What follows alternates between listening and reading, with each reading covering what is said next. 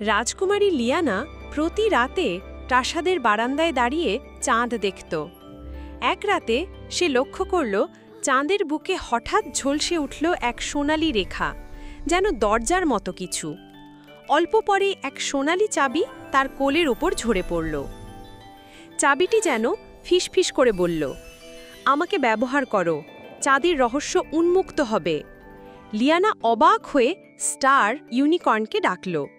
Star আকাশে উড়ে গেল, আর লিয়ানা শক্ত করে ধরে থাকল। তারা উড়ে গেল চাঁদের দরজার দিকে। দরজাটি তালাবদ্ধ ছিল। লিয়ানা সোনার চাবি ঢুকিয়ে ঘোরাতেই দরজা খুলে গেল।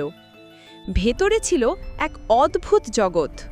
চাঁদের ভেতরে সাদা রূপালী বাগান, ঝকঝকে হ্রদ আর ভাসমান আলো। কিন্তু হঠাৎই এক ছায়ামূর্তি সামনে এসে দাঁড়ালো। সে বলল, আমি চাঁদের রক্ষক। 100 বছর ধরে কেউ সাহস করেনি এখানে প্রবেশ করতে, তুমি কেন এলে? লিয়ানা ভয়ে কেঁপে উঠলেও সাহস করে বলল, আমি আমার রাজ্যের জন্য সত্য জানতে চাই।